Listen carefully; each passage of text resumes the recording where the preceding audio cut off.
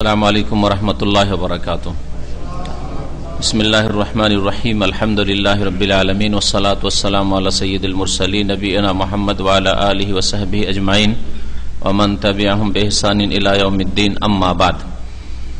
ফাউযু বিল্লাহি মিনাশ শাইতানির রাজীম। ইন্নাহু মান ইউশরিক বিল্লাহি ফাকাদ হারামাল্লাহু আলাইহিল জান্নাহ ওয়া মাওয়াহুন নার ওয়া মা লিয-যালিমিন মিন আনসার। সম্মানিত ব্রাদারান ইসলাম, আল্লাহ পাক রব্বুল আলামিনের যাবতীয় প্রশংসা যে আল্লাহ পাক রব্বুল আলামিন একই একক, যার জন্য সমস্ত ইবাদত বন্দেগী, যার কোনো শরীক নেই, যার দিন প্রত্যেক মানুষের জন্য আল্লাহ পাক নাজিল করেছেন। যারা এই দিনকে মেনে নিয়েছে তারাই হচ্ছে মুমিন মুসলিম। যারা আল্লাহ পাকের একত্ব তৌহিদ প্রতিষ্ঠা করেছে তারাই হচ্ছে সত্যিকার অর্থে মুসলিম মুমিন। আর যারা আল্লাহ পাকের তৌহিদকে অস্বীকার করেছে অথবা তৌহিদে কাউকে অংশীদার বানিয়েছে, তারা তাদের ঈমানকে নষ্ট করেছে। আজকের আকিদাতুত তৌহিদের দর্সের বিষয়বস্তু হচ্ছে কালেমায়ে শাহাদাত, লা ইলাহা ইল্লাল্লাহ, আল্লাহ ছাড়া কোনো সত্য মাবুদ নেই এই কথার সাক্ষ্য প্রদান করা, আর মুহাম্মদুর রাসূলুল্লাহ, মুহাম্মদ সাল্লাল্লাহু আলাইহি আল্লাহ পাকের রাসূল এই কথার সাক্ষ্য প্রদান করা, অর্থাৎ আশহাদু আল্লা ইলাহা ইল্লাল্লাহ, আমি সাক্ষী দিচ্ছি যে আল্লাহ ছাড়া কেউ সত্য মাবুদ নেই, আরও সাক্ষ্য প্রদান করছি যে মুহাম্মদ সাল্লাল্লাহু আলাইহি আল্লাহ পাকের রাসূল। এই যে বাক্যটি, যা দিয়ে একজন মানুষ যা বিশ্বাস করলে এবং যার স্বীকৃতি দিলে, শাহাদাত প্রদান করলে, সাক্ষ্য প্রদান করলে একজন মানুষ ইসলামে প্রবেশ করে, মুমিন হয়, ইসলামে ঢুকলো, তারপরে কি আর কোনো কারণে ইসলাম থেকে বেরোবে না? যতই রকমের কাজ করুক অথবা এই কালিমা বিরোধী বিশ্বাস করুক, আর সে ইসলামের গণ্ডি থেকে বেরোবে না এমন কথা নয়। বরং বেশ কিছু কারণ রয়েছে, বিষয় রয়েছে, যেগুলি কোন মুসলিমের মধ্যে পাওয়া গেলে, তার আকীদায়, তার আমলে পাওয়া গেলে, ইসলামে ঢুকেছিল কালেমা তাইয়্যিবার শাহাদাত দিয়ে, ইসলাম থেকে বেরিয়ে যাবে ওই সব কারণগুলির কোনো একটি কারণ পাওয়া গেলে তার মধ্যে, যেগুলিকে ঈমান ভঙ্গকারী বিষয় বলা হয়, ইসলাম নষ্টকারী বিষয় বলা হয়, অথবা কালেমায়ে শাহাদাত দুটি কথার যে সাক্ষ্য প্রদান করলেন তা নষ্টকারী বা ধ্বংসকারী বিষয় বলা হয়। লেখক এই বিষয়টি আজকে এখানে পেশ করেছেন, যা আমরা সংক্ষেপে তুলে ধরব। বলছেন খামেসান, পঞ্চম যে বিষয়টি উল্লেখ করেছেন লেখক, নাওয়াকিদুশ শাহাদাতাইন, দুইটি বাক্যের যে শাহাদাত সাক্ষ্য প্রদান রয়েছে, লা ইলাহা ইল্লাল্লাহ আর মুহাম্মদুর রাসূলুল্লাহ, এই দুটি বাক্যের যে শাহাদাত রয়েছে, এই শাহাদাত বিনষ্টকারী বিষয়। বলছেন হেয়া নাওয়াকিদুল ইসলাম, শাহাদাত ধ্বংসকারী বিষয়গুলি হচ্ছে ইসলাম ধ্বংসকারী বিষয়, শাহাদাত নষ্টকারী বিষয়গুলি হচ্ছে ইসলাম বা ঈমান নষ্টকারী বিষয়। লিআন্না শাহাদাতাইন হুনা হুমাল্লাতানি ইউদখিলুল মারআ বিন্নুতকি বিহিমা ফিল ইসলাম, কারণ এই দুইটি শাহাদাতের মাধ্যমে একজন মানুষ ইসলামে প্রবেশ করে। এই শাহাদাতাইন লা ইলাহা ইল্লাল্লাহ আর মুহাম্মদুর রাসূলুল্লাহ, এই দুটি কথার সাক্ষ্য প্রদানের মাধ্যমে ইউদখিলুল মার বা ইয়াদখুলুল মার, একজন মানুষ প্রবেশ করে বিন্নুতকে বেহেমা, এই দুটি কথা উচ্চারণ করলে, বিশ্বাস করে, ফিল ইসলাম, ইসলামে। তাহলে ইসলামে প্রবেশ করলেন লা ইলাহা ইল্লাল্লাহ বলে আর মুহাম্মদুর রাসূলুল্লাহ বলে, আশহাদু আল্লা ইলাহা ইল্লাল্লাহ আশহাদু আন্না মুহাম্মাদান রাসূলুল্লাহ কথা বলে। আর এ কথা বলা মানে শুধু মন্ত্র পাঠ নয়, অনুতকো বেহেমা, এই দুটো উচ্চারণ করা মানে এতেরাফুন বেমাদলুলহিমা, এর অর্থকে স্বীকার করা। লা ইলাহা ইল্লাল্লাহ মানে আল্লাহ ছাড়া কোনো সত্য মাবুদ নেই, আর কাউকে সত্য মাবুদ মনে করি না আল্লাহ ছাড়া। মুহাম্মদুর রাসূলুল্লাহ মানে মুহাম্মদ সাল্লাল্লাহু আলাইহি সাল্লাম একমাত্র আল্লাহ পাকের বিধান মানব জাতি পর্যন্ত পৌঁছাবার মাধ্যম, আর কোনো মাধ্যম নেই, আর কারো কাছ থেকে আল্লাহ পাকের বিধান শরীয়ত নেব না।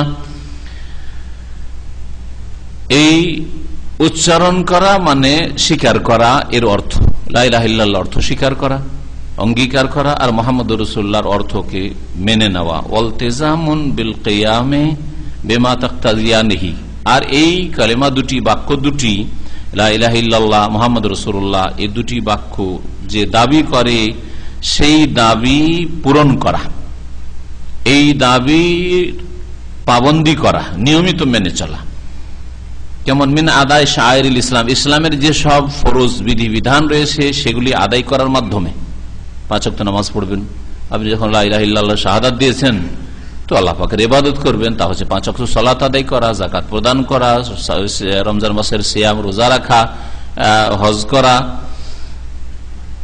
ফাইদা আখাল্লা বিহাযিল ইলতিজাম, এই পাবন্দিতে যদি কোন রকমের ত্রুটি গোলযোগ সৃষ্টি করে, আপনি ইসলামের যে বিধিবিধান রয়েছে বা ফরায়েজ রয়েছে সেগুলির পাবন্দি করলেন না, ফাকাদ নাকাযা তাআহুদ আল্লাযী তাআহাদা বিহি, তাহলে যেই ওয়াদা প্রতিশ্রুতি করেছিল, যে অঙ্গীকার করেছিল যে লা ইলাহা ইল্লাল্লাহ মুহাম্মাদুর রাসূলুল্লাহ, তা নিজেই নষ্ট করল, তার বিপরীত কাজ করল।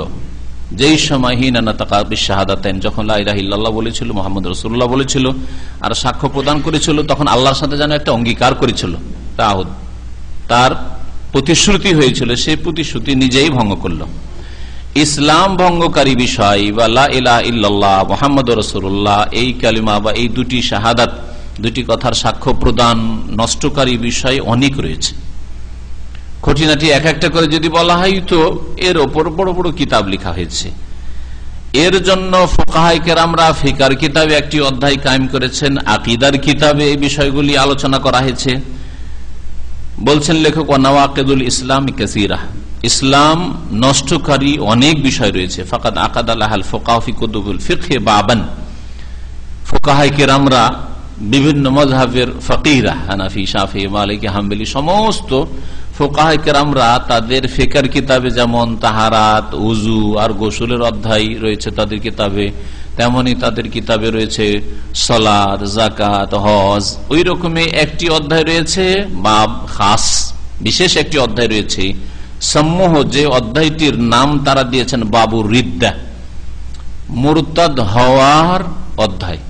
কি কি কারণে মানুষ মুরতাদ হয়ে যায়? মুরতাদ মানে ইরতাদ্দা মানে ফিরে যাওয়া, ইসলাম থেকে ফিরে যায়, ইসলাম বিমুখ হয়ে যায়, ইসলামের মধ্যে ঢুকেছিল, ইসলাম থেকে বেরিয়ে যায়, ঢুকেছিল কালিমা পড়ে আর শিরক করে বেরিয়ে গেল, জাদু করে বেরিয়ে গেল, কুফরি কথা বলে বেরিয়ে গেল, ইসলাম নিয়ে ঠাট্টা মজাক করে বেরিয়ে গেল, ইসলামের জীবনে কোনো পরোয়াই করলো না, উদাসীন সারা জীবনটা, এর মাধ্যমে বেরিয়ে গেল। বিভিন্ন কারণে ইসলাম থেকে মানুষ বেরিয়ে যায়।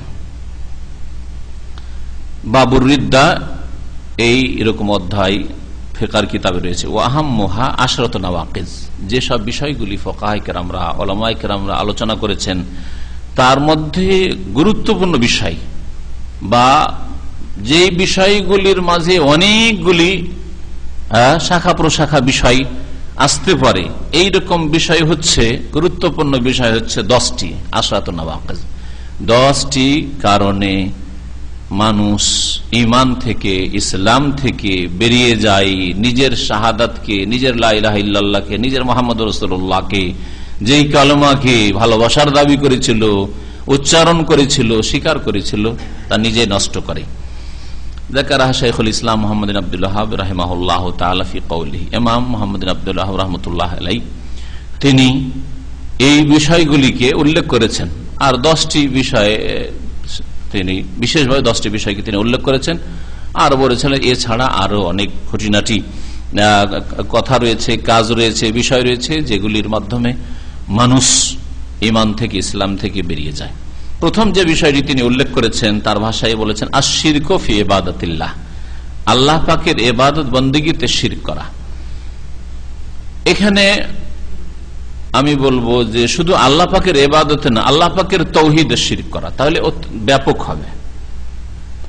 আল্লাহ পাকের ইবাদতে শিরক এই জন্যই বলেছেন উনি যে অধিকাংশ মানুষ আল্লাহ পাকের রুবুবিয়ত, প্রভুত্বটা মানার পরেও আল্লাহ পাকের ইবাদতে শিরক করে। মানুষের অবস্থা দেখে, পরিস্থিতি দেখে, যে বাস্তব অবস্থা, যে আল্লাহকে তো সৃষ্টিকর্তা মানছে, স্রষ্টা মানছে, আল্লাহকে আসমান জমিনের মালিক মানছে, আল্লাহকে আরশের অধিপতি মানছে, কিন্তু ইবাদতে গিয়ে শিরক করেছে, সেজদা কবর মাজারকে দিয়ে দিচ্ছে, দোয়া ফরিয়াদ, হ্যাঁ গায়রুল্লাহ আল্লাহ ছাড়া অন্যকে ডাকছে, পীর ওলিকে ডাকছে, কেউ দেবদেবীকে ডাকছে, এইভাবে জবাই আল্লাহ ছাড়া অন্যের জন্য জবাই করছে, মান্নত আল্লাহ ছাড়া অন্যের জন্য মান্নত করছে। তাহলে ইবাদত বন্দেগীতে মানুষরা শিরক করত, আর এই রোগ মুসলিম সমাজে বেশি ঢুকেছে। আল্লাহকে শুধু মানে আল্লাহ রব, আল্লাহ খালেক, আল্লাহ সৃষ্টিকর্তা, ব্যাস। তারপরে ইবাদত বন্দেগী সবগুলি মাজার, পীরের জন্য, কবরের জন্য এই করে দিয়েছে। মসজিদের নামাজটা শুধু আল্লাহর জন্য, আর বাকি সেজদা তাজিমের সেজদা কবর মাজারের জন্য। মসজিদে সালাম ফিরার পরে মোনাজাত, যে বিদাতি মোনাজাত করে থাকে, ওই বিদাতি মোনাজাতটা আল্লাহর জন্য। বাকি সবসময় বালা মুসিবতের সময়, যখন বড় বড় বালা মুসিবত আসবে তখন আল্লাহকে ডাকা নেয়, তখন মাজারে চলে যাওয়া। যে 10 বছর 20 বছর হয়ে গেল ছেলে মেয়ে হয় না, যাও মুখ মাজারে যাও, তাহলে ছেলে পাবে। রোগ ভালো হয় না, অনেক চেষ্টা করলো, আল্লাহর কাছে দোয়া করলো, ডাক্তারও দেখালো, চিকিৎসা করালো, রোগ ভালো হয় না। যখন বড় বালা মুসিবত আসে তখন আল্লাহকে ছেড়ে দিয়ে গায়রুল্লাহর কাছে, আল্লাহর অসহায় বান্দা যারা মৃত চলে গেছে, দাফন কখন যে হয়েছে আর সরে গেলে কি হয়েছে আল্লাহ পাক জানে, আছে কি না আছে এখানে লাশ, বা আসলে এই কবরে কোনো মানুষকে দাফন করা হয়েছে কি, ভুয়া কবর, এই বিনা পুঁজির ব্যবসার জন্য আসলে মাজার তৈরি করা হয়েছে, সেখানে গিয়ে ধর্নাতে মনে করে এখানে গিয়ে রোগ হবে। তো ইবাদত বন্দেগী অধিকাংশ মানুষ ইসলামে আসা সত্ত্বেও বা জন্মসূত্রে মুসলিম হওয়া সত্ত্বেও আল্লাহ পাকের ইবাদতে শিরক করেছে। এই জন্য তিনি বলেছেন আশিরকু ফি ইবাদাতিল্লাহ। আর না হলে অনেকে এমন আছে যারা আল্লাহ পাকের ইবাদতে শুধু শিরক করে না, আল্লাহ পাকের প্রভুত্বে, আল্লাহ পাকের কাজেও শিরক করে, আল্লাহ পাকের কাজেও শিরক করে। আরব মুশরিকরা আল্লাহ পাকের ইবাদতে শিরক করত, আল্লাহ পাকের কাজে শিরক করত না। তারা কখনো বলতো না যে এসব দেবদেবী আমাদেরকে রিজিক দেয়, দেবদেবী আসমান জমিন সৃষ্টি করেছে, দেবদেবী নিয়ন্ত্রণ করে। কিন্তু মুসলিম সমাজের অনেক আলেম জালেমও রয়েছে আর মূর্খ জালেমও রয়েছে, ইন্না শিরকা লাযুলমুন আযীম, যারা মনে করে যে মাজারে চাদর চড়ালে, মাজারে খাসি মোরগ জবাই করলে বাবা আমাদের রিজিকে বরকত দিবেন, মনের কামনা বাসনা পূরণ করবেন, যেটা আল্লাহর কাজ। তারা আল্লাহর কাজেও রুবুবিয়ত শিরক করে থাকে। কবর মাজারে গেলে ছেলে মেয়ে হয় না, ছেলে মেয়ে পাওয়া যায়। ছেলে মেয়ে দান করা আল্লাহ পাকের কাজ, আওলাদ দান করা, সন্তান সন্ততি দান করা আল্লাহ পাকের কাজ। আল্লাহ পাকের কাজেও শিরক করে যে বাবার দান, এই ছেলেটা আমার বাবার দান, ওই পীর মাজারে গিয়েছিলাম তো পীর সাহেবের দান এটা। তাহলে রুবুবিয়ত শিরক করেছে মানুষ, শুধু আল্লাহ পাকের ইবাদতে শিরক করেনি। অনেকে আল্লাহ পাকের রুবুবিয়তে শিরক করেছে, যে আল্লাহ ছাড়াও এরা দেয়। সারা পৃথিবীর সবকিছুর উপর নিয়ন্ত্রণ একমাত্র আল্লাহ পাকের, এটা হচ্ছে তাওহীদ। অনেকে মনে করে গৌস কুতুব আছে, বড় বড় উলি আউলিয়া আছে যারা পৃথিবী ধরে আছে, বা মানুষ যখন বালা মুসিবতে পড়ে, জাহাজ যখন ডুবে যাচ্ছে সমুদ্রে বা নদীতে, তখন তারা উদ্ধার করে। এরকম কিসসা কাহিনী আছে না নেই?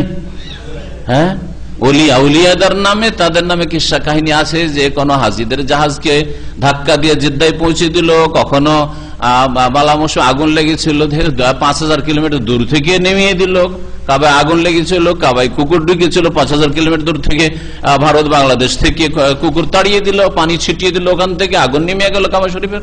সব কিসসা কাহিনী তাদের কিতাবে মজুদ আছে আর তাদের বক্তব্য মজুদ আছে। তাই আল্লাহ পাকের কাজ এগুলি, গায়বী সাহায্য করা, হ্যাঁ আল্লাহ পাকের কাজ, সেগুলি মানুষকে দিয়ে দিচ্ছে। তাহলে আল্লাহ পাকের কাজে রুবুবিয়তে তো শিরক করেছে। তো ইসলাম ভঙ্গকারী বিষয় শুধু আল্লাহর ইবাদতে শিরক করে না, আল্লাহ পাকের ইবাদতে শিরক করলে ইসলাম নষ্ট হয়।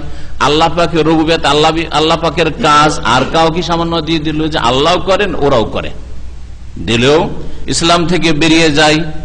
আল্লাহ পাকের নাম গুণাবলীর ক্ষেত্রে যদি কেউ তাওহীদুল আসমা ওয়াস সিফাত নষ্ট করে, শিরক করে, তাহলে তাতেও ইসলাম ভঙ্গ হয়ে যায়। মহান আল্লাহ ইরশাদ করেছেন, ইন্নাল্লাহ লা ইয়াগফিরু আইয়ুশরাকা বিহি, নিঃসন্দেহে আল্লাহ পাক মাফ করেন না যদি তার সাথে শিরক করা হয়। তার সাথে শিরক করা হলে তিনি মাফ করেন না। ইন্নাল্লাহ লা ইয়াগফির, আল্লাহ পাক মার্জনা করেন না, ক্ষমা করেন না তার সাথে শিরক করা হলে আইয়ুশরাকা বিহি ওয়া ইয়াগফিরু মা দুনা যালিকা, এর নিচের গুনাহগুলিকে আল্লাহ পাক মাফ করেন তবে লেমাইয়াশা, যার জন্য চান। সবাইকে মাফ করে দিবেন এমন কথা নেই। শিরকের সমতুল্য গুনাহ নয়, তার নিচের গুনাহ যদি হয়, তার নিম্ন স্তরের গুনাহ হয়, তাহলে আল্লাহ মাফ করবেন বা করে থাকেন সবাইকে নয়। কাকে? লেমাইয়াশা, যাকে আল্লাহ পাক চান।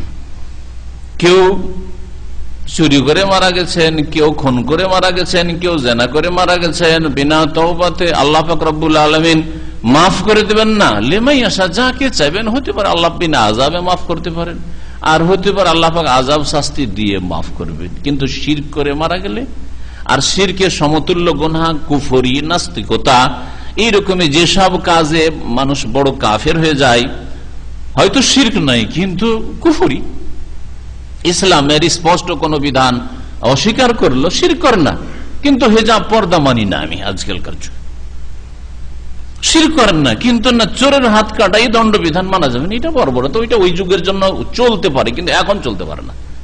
অথচ আল্লাহ পাক দিন নাযিল করেছেন কিয়ামত পর্যন্ত সমস্ত মানুষের জন্য, এবং কোরআনে কারীমে যে ফয়সালা দেওয়া হয়েছে, সেই ফয়সালা, সেই বিচার কিয়ামত পর্যন্ত প্রত্যেক মানুষের জন্য মানা ফরজ। সে রাজা হোক আর প্রজা হোক, বিশিষ্ট ব্যক্তি হোক আর সাধারণ ব্যক্তি হোক, সকলের জন্য। কেউ যদি একটা বিধান অস্বীকার করে, আমি সবকিছুই মানতে পারি, কিন্তু কুরবানিতে এত পশু জবাই করে, এ অপচয় করে লাভ কি, এইরকম কুফরি কথা কোন একজন এর কয়েক বছর আগে পত্রপত্রিকা লিখেছিল। মুরতাদ, জীবনে শিরক করে না, হয়তো কবর মাজারও যায় না, দেবদেবীর কাছে যায় না, কিন্তু শিরকের সমতুল্য গুনাহ করলে একটা কথাই, যে কুরবানি করা অপচয়, কুফরি কথা বলল। নাকলে কুফর, কুফর না ওয়াসাদ, কারো কুফরি কথা নকল করলে সেটা আমার কুফরি হয় না, তাদের কুফরি কথা নকল করলাম।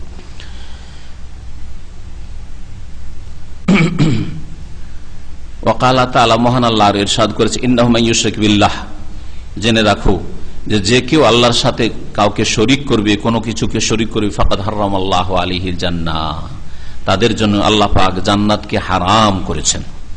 ওয়া মাওয়াহুন নার, আর তার বাসস্থান হচ্ছে জাহান্নামে, জাহান্নামের আগুনে। ওয়া মা লিয-যালিমিনা মিন আনসার, আর এইরকম জালেমদের কোনো সাহায্যকারী নেই, কোনো সুপারিশকারী নেই, যে যাবে জাহান্নামে আর সুপারিশ করে, নবীর সুপারিশ হবে, আম্বিয়াগণের সুপারিশ হবে, নেক লোকদের সুপারিশ হবে, আর শিরক করে কবর মাজার পূজা করে, সেজদা করে, গায়রুল্লাহকে সেজদা করে মারা গেছে, গায়রুল্লাহকে ডেকে, গৌসকে ডেকে, কুতুবকে ডেকে, খাজা বাবাকে ডেকে মারা গেছে, শিরকের অবস্থায় মারা গেছে, আর তাদের সুপারিশ কেউ করবে আর করে তাদেরকে জাহান্নাম থেকে জান্নাতে উঠিয়ে নিয়ে যাবে। ওয়া মা লিয-যালিমিনা মিন আনসার, এটা কখনো হবে না, চিরকাল জাহান্নামে থাকতে হবে। আল্লাহ পাক অন্য আয়াতে বলেছেন, ওয়া মা হুম বিখারিজিনা মিনান নার, এরা কখনো জাহান্নাম থেকে বেরোবে না।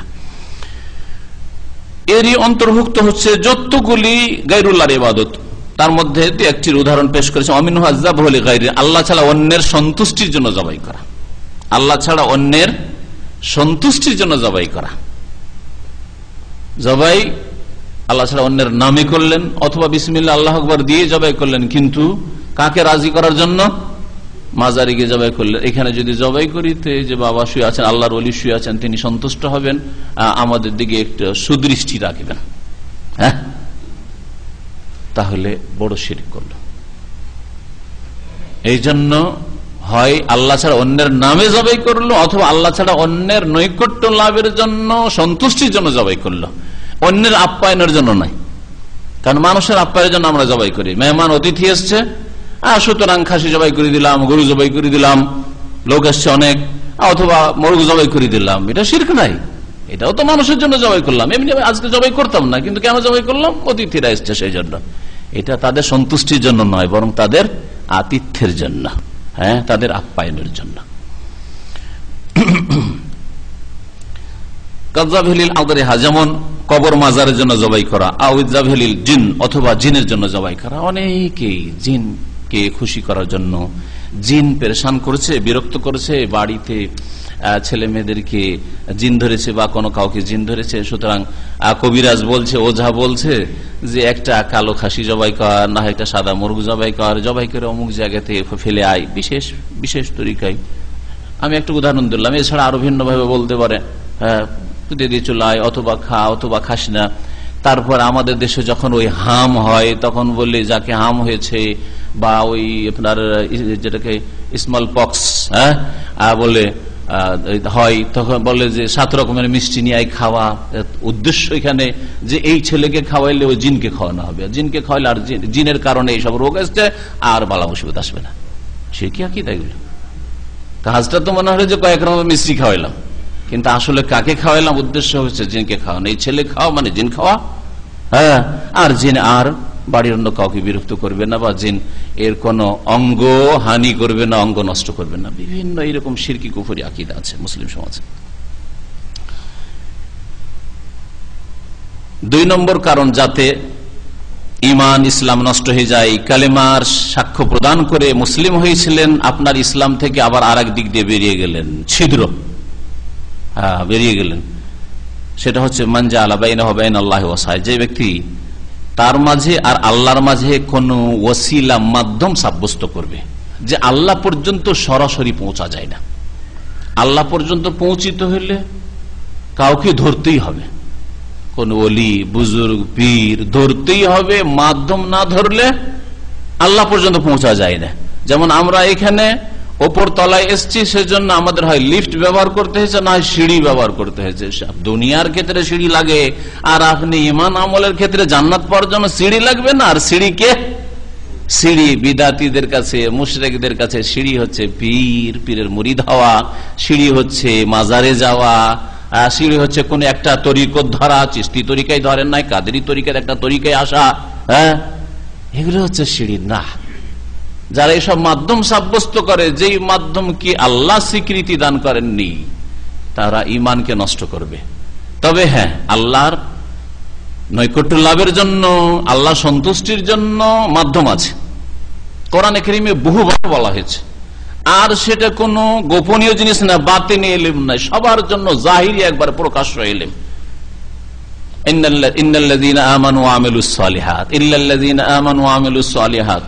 কতবার আল্লাহ কোরআনে কারীমে বলেছেন, ঈমান যারা নিয়ে আসবে আর সৎকর্মশীল হবে, ঈমান আর নেক আমল, ঈমান আর নেক আমল।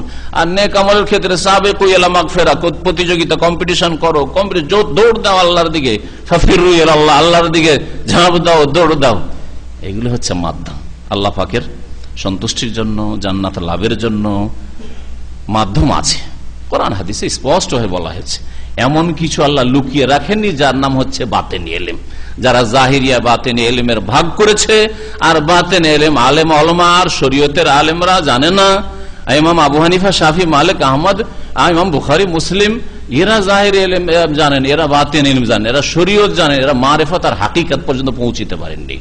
আমাদের সম্পর্কে যারা তাসাউফ সম্পর্কে সমালোচনা, তাসাউফ ইসলামে নেই, সুফিবাদ নেই, তাদের সম্পর্কে তারা বলে ওরা জানে কি, ওরা তো আসলে বাতিনি ইলমই রাখে না, সেই জন্য বিরোধিতা করে। কথা বুঝতে পেরেছেন?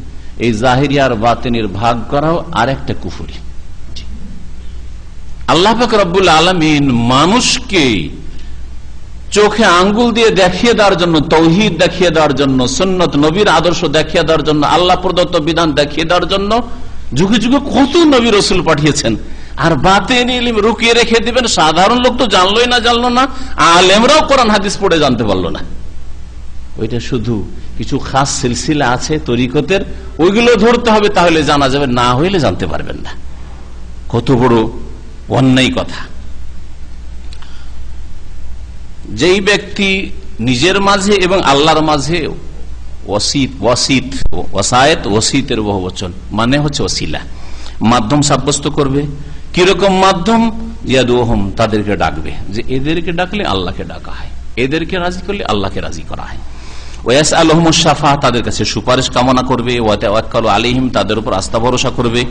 ফাইন্নাহু ইয়াকফুরু ইজমান, তাহলে সর্বসম্মতিক্রমে উলামাদের ইজমা, ঐক্যমত রয়েছে যে কাফের হয়ে যাবে, মুশরিক হয়ে যাবে। আল্লাহর মাঝে আর নিজের মাঝে ওসিলা, মাধ্যম সাব্যস্ত করলো, যে তাদেরকে ডাকে। কোরআনে কারীমের বিশেষ একটি তরজমার কথা বলছি, তাফসীরের কথা বলছি। সূরা ফাতিহা টিকাই লিখছেন ওই ব্যক্তি, আর যেই তরজমাটি সৌদি আরব থেকে ভুলবশত ছাপানো হয়েছে আর ব্যান করা হয়েছে উর্দু ভাষায়, তার হাসিয়াতে সূরা ফাতিহা আছে, এই লম্বা সাইজে উর্দু ভাষায় ছাপানো হয়েছিল। তাতে লিখেছে যে ইয়াকা নাবুদু ওয়া ইয়াকা নাস্তাইন এর তাফসীর করতে গিয়ে বলছে এই অল্প একটু টিকা তাতেই শিরক ঢুকিয়েছে, এই অবস্থা মাধ্যম ওসিলা ঢুকিয়েছে যে একমাত্র আল্লাহর কাছেই চাইতে হবে। তবে হ্যাঁ কিসি মকবুল বান্দা সে আল্লাহ পাকের মকবুল বান্দার কাছে उसको गैर मुस्तकिल समझ के ওকে স্থায়ী মনে করবেন না, আল্লাহর মতো তাকে ক্ষণস্থায়ী মনে করবেন, টেম্পোরারি মনে করবেন, করে যদি তার কাছে ইস্তেআনাতে জাহিরি করে, যদি তার কাছে সাহায্য কামনা করে, তো ইয়ে দার আসল তাহলে এটা সত্যিকার অর্থে হক তাআলা হি সে ইস্তেআনাত হয়, এটা আল্লাহর কাছেই চাওয়া হলো যেন। সুবহানাল্লাহ, কত বড় শিরকি কথা যে আল্লাহর ওলির কাছে তাকে মনে করবেন যে তার শক্তিটা নিজের শক্তি নয়, আল্লাহ প্রদত্ত শক্তি, আল্লাহ দিয়েছেন এই ক্ষমতা, হ্যাঁ অসাধারণ ক্ষমতা, এটা মনে করে যদি কোন আল্লাহর ওলির কাছে চান তাহলে আল্লাহর কাছেই চাওয়া হলো। যার ফলে যখন এই চোরা রাস্তা দিয়ে শিরক ঢুকানো হয়েছে আর সৌদি আরব থেকে সেই তরজমা তাফসীর গুলো ছাপানো হয়েছে, তখন ব্যান করা হয়েছে। যদি কেউ দেখতে চান বড় সাজের উর্দু তরজমা আগের যেটা ছিল ব্যান করা হয়েছে সেটা নিয়ে আসলে ভালো করে দেখে নেবেন, অথবা বলেই দিলাম যে সূরা ফাতিহার তাফসীরে এই শিরকি কথা আছে। তাহলে শেখ মুহাম্মদ আব্দুল্লাহ রাহমাতুল্লাহ আলাইহি বলছেন যারা এইরকম আল্লাহ ছাড়া অন্যের কাছে সাহায্য চাইবে, সুপারিশ চাইবে, তাদেরকে ডাকবে, তাদের আস্থা ভরসা করবে, এতে কাফের মুশরিক হয়ে যাবে।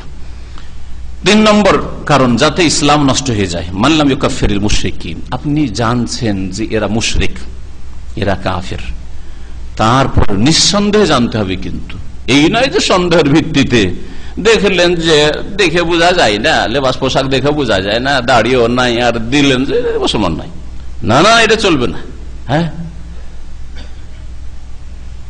অথবা আপনার কাছে এইরকম সংবাদ আসলে যে এই উল্টা পাল্টা কথা বলেছে, ইসলাম বিরোধী কথা বলেছে, আর দিলেন, তাহলে সে কাফের, অথচ আপনি নিশ্চিত হলেন না।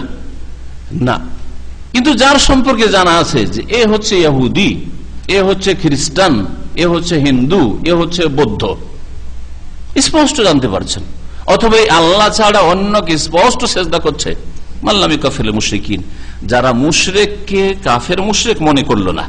মুশরিককে মুশরিক বলা যাবে না, কাফেরকে কাফের বলা যাবে না, এটা আমাদের দেশে ব্যাপক হারে ছড়িয়ে আছে। বিদাতি মোল্লারা মুসলিম সমাজের আলেমদেরকে কোরআন এবং হাদিসের কথা বললে কুফরির ফতোয়া আর বোঝাই করে দেয়, কুফরির ফতোয়া দিতে তাদের ভয় লাগে না।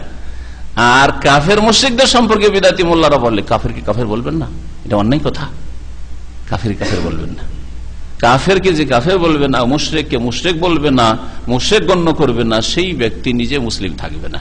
তার মানে মনে করলো যে আমি যেমন জান্নাতের রাস্তায় আছি, কাফের মুশরিকও জান্নাতের রাস্তায় আছে।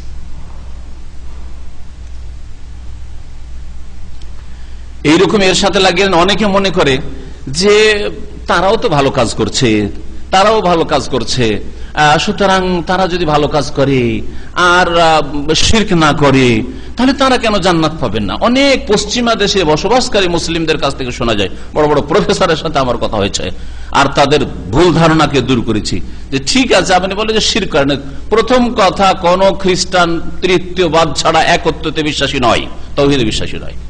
হ্যাঁ, ইহুদিদের মধ্যে তৌহিদ নেই, হিন্দুদের মধ্যে তৌহিদ আল্লাহর একত্ব নেই, বৌদ্ধদের মধ্যে আল্লাহর তৌহিদ একত্ব নেই, লা ইলাহা ইল্লাল্লাহ শেষ। তারপরে ধরেই নিলাম যে হ্যাঁ লা ইলাহা ইল্লাল্লাহ ঠিক আছে, আল্লাহকে এক ইলাহ মনে করে আর তৌহিদ নষ্ট করে না। তাহলে দ্বিতীয় অংশটুকু কোথায় গেল? মুহাম্মদুর রাসূলুল্লাহ, মুহাম্মদ সাল্লাল্লাহু আলাইহি সাল্লামকে সারা বিশ্বের সমস্ত মানুষের জন্য রাসূল কি মানে কোন খ্রিস্টান, কোন ইহুদি মানে যে তার জন্য রসুল হয়েছেন মুহাম্মদ সাল্লাল্লাহু আলাইহি ওয়াসাল্লাম? মনে করে যেন আমাদের রসুল ঈসা, আমরা মুহাম্মদ সাল্লাল্লাহু আলাইহি ওয়াসাল্লামকে রসুল মনে করি, তোমাদের রসুল। আর আল্লাহ বলছেন যে হে নবী তুমি মানুষকে জানিয়ে দাও সারা বিশ্বের, ইন্নী রাসূলুল্লাহ ইলাইকুম জামিআন, আমি তোমাদের সকলের জন্য রসুল হয়ে এসেছি। আমা আরসালনাকা ইল্লা কাফাতাল লিন, সমস্ত মানুষের জন্য তোমাকে রসুল করে পাঠিয়েছি। তাহলে কালিমায়ে শাহাদাতের দ্বিতীয় অংশটুকু নষ্ট করলো না, কাফের মুশরিক হলো না। তারপরে বলবেন না ওরাও তো ভালো কাজ করছে, ওরা যদি জনকল্যাণমূলক কাজ করে, ওরা যদি জিনা ব্যভিচার না করে, ওরা যদি খুন না করে, ওদের তাওহীদ ঠিক আছে, ওরা কেন নাজাত পাবে না, ওরা কেন জান্নাত পাবে না? আউযুবিল্লাহ। এইরকম আকীদা যদি থাকে তো আপনি নিজের ঈমান নষ্ট করবেন।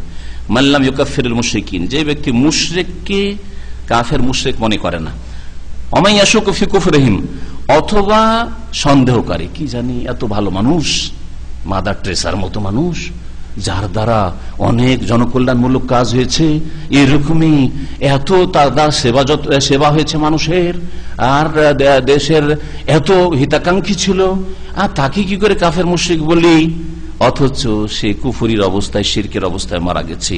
সন্দেহ যদি করে কোন কাফের মুশরিকের কুফরিতে, আও সাহাহা মাযহাবাহুম, অথবা তাদের ধর্মকেও ঠিক মনে করলো, আমারটাও ঠিক ওদেরটাও ঠিক।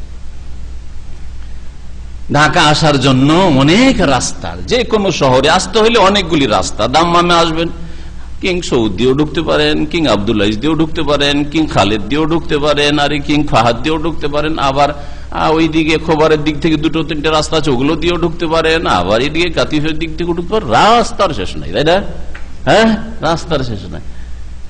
এই গোমরা লোকেরা বলে ওই রকমই আল্লাহকে তো সবাই চায়, হ্যাঁ, আল্লাহকে সবাই চায়, তারপরে জান্নাত সবাই চায়, সুতরাং বিভিন্ন রাস্তা, ইহুদিজম একটা রাস্তা, খ্রিস্টানিজম একটা রাস্তা, খ্রিস্টানিটি একটা রাস্তা, তারপরে বুদ্ধিজম একটি রাস্তা, হিন্দুইজম একটা রাস্তা, ইসলাম একটা রাস্তা, সব ঠিক আছে। কেউ যদি দিন ইসলাম ছাড়া অন্য কোন ধর্মকে মনে করে যে না রহিত হয়নি, সেটা আছে এখনো, অথবা সেটা দিয়েও মুক্তি পাওয়া যেতে পারে, তাহলে এতে নিজের ইমান ইসলামকে নষ্ট করে দেবে, কালিমা তাইয়্যিবা লা ইলাহা ইল্লাল্লাহ আর মুহাম্মদুর রাসূলুল্লাহকে নষ্ট করে দেবে, কাফারা, কাফির হয়ে যাবে। 4 নম্বর ইমান ভঙ্গকারী বিষয়, মানি তাকাদা, যে কথা বিশ্বাস করলো যে আন্না হাদিয়া গায়রিন নবী সাল্লাল্লাহু আলাইহি সাল্লাম আকমাল মিন হাদিহি, যে নবী মুহাম্মদ সাল্লাল্লাহু আলাইহি সাল্লামের আনিত আদর্শ ছাড়াও ভালো আদর্শ আছে।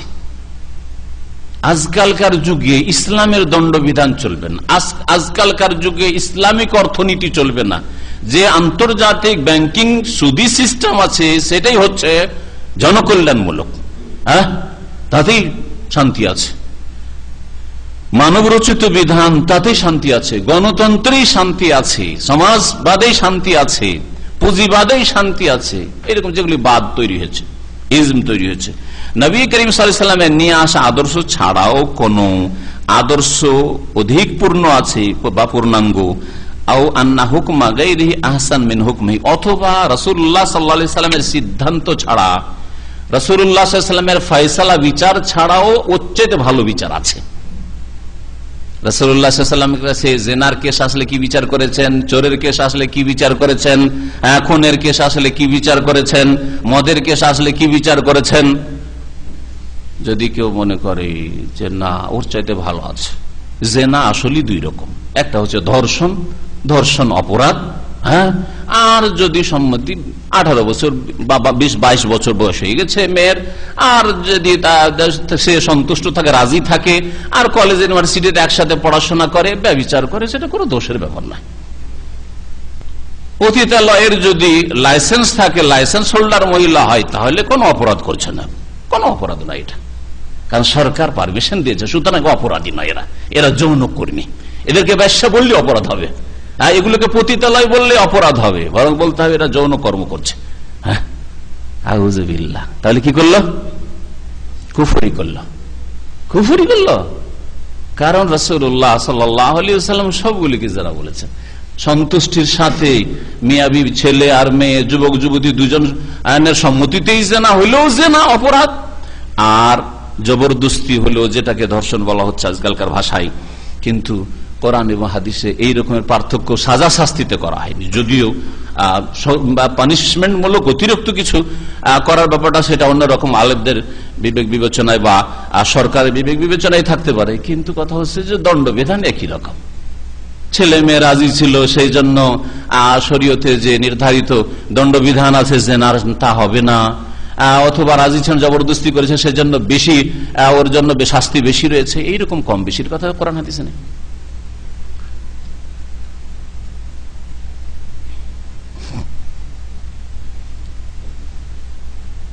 যেমন একটি উদাহরণ দিয়েছেন, অনেক পুরাতন উদাহরণ, আজকাল নতুন এইরকম কুফরি, নবীর আদর্শের উপর অন্যকে প্রাধান্য দেওয়া হচ্ছে, অন্যকে বেশি ভালো বলা হচ্ছে, এই রকমের অনেক অনেক কথাই শোনা যায়। তিনি আজকে থেকে 250-300 বছর আগের কথা তিনি উদাহরণ দেবেন, কাল্লাযিনা ইউফাদ্দিলুনা হুকমাত তাওয়াগিত আলা হুকমির রাসূল, যেমন ওই সব লোকেরা যারা তাগুতের বিচারকে বা সমাধানকে রাসূলুল্লাহ সাল্লাল্লাহু আলাইহি ওয়াসাল্লামের বিচার বা সমাধানের উপর প্রাধান্য দিল। ওয়া ইউফাদ্দিলুনা হুকমাল কাওয়ানিন আলা হুকমিল ইসলাম, অথবা তারা প্রাধান্য দিল মানবরচিত বিধানের আইন কানুনকে আলা হুকমিল ইসলাম, ইসলামের বিধানের উপর, ইসলামের হুকুমের উপর প্রাধান্য দিল। এখানে আর একটা কথা বলা জরুরি ছিল, সংক্ষেপ হয়ে গেছে, বেশি অসম্পূর্ণ কথা হয়েছে। প্রাধান্য দিল না, কিন্তু সমান সমান বলল, এটা অত্যন্ত জরুরি জানা।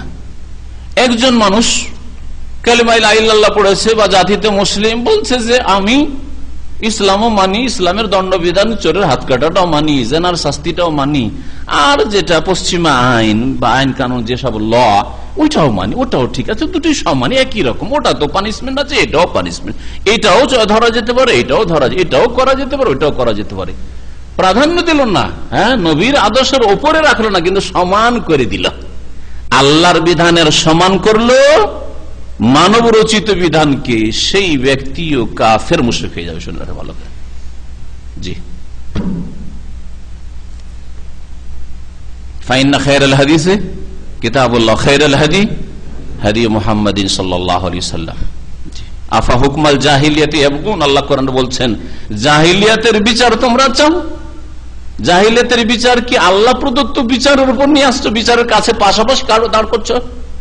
চিন্তা করুন এই বিষয়টি। হয়তো অনেকে চিন্তা করছেন সমান করলো তো এমন কোন বড় অপরাধ করলো, অপরাধ করলো না?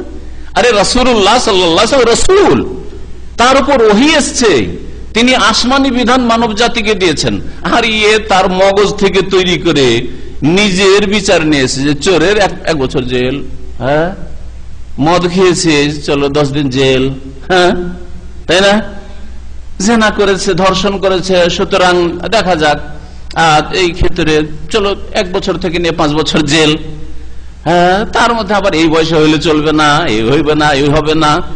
ইন্না লিল্লাহি ওয়া ইন্না ইলাইহি রাজিউন। তাহলে চিন্তা করেন, আপনার রসুলকে আপনি মোহাম্মদ রসুল্লাহ পড়ছেন, আর ওই মানব রচিত বিধান যারা রচনা করেছে তাকে তো রসুলের মর্যাদা দিলেন, কুফরি হলো না? এবার বুঝতে পারছেন যে নবীর আদর্শের সমানও যদি মনে করেন মানুষের তৈরি করা কোন মতবাদকে, তাহলে কাফের মুশরিক হয়ে যাবে। কেন? কারণ সে মোহাম্মদ রসুল্লাহ সাল্লাল্লাহু আলাইহি ওয়াসাল্লামের জীবনের প্রত্যেকটি ক্ষেত্রে রসুল মনে করলো না, উসওয়াতুন হাসানা উত্তম আদর্শ মনে করলো না। আরো আছে, মোহাম্মদ সাল্লাল্লাহু আলাইহি ওয়াসাল্লামের সাথে আরো অনেকে আছে, তাদের সমাধানও নেওয়া যেতে পারে। আমরা এটা নিচ্ছি, ওরা ওইটা নিচ্ছে, অসুবিধাটা কি? কুফরি করলাম।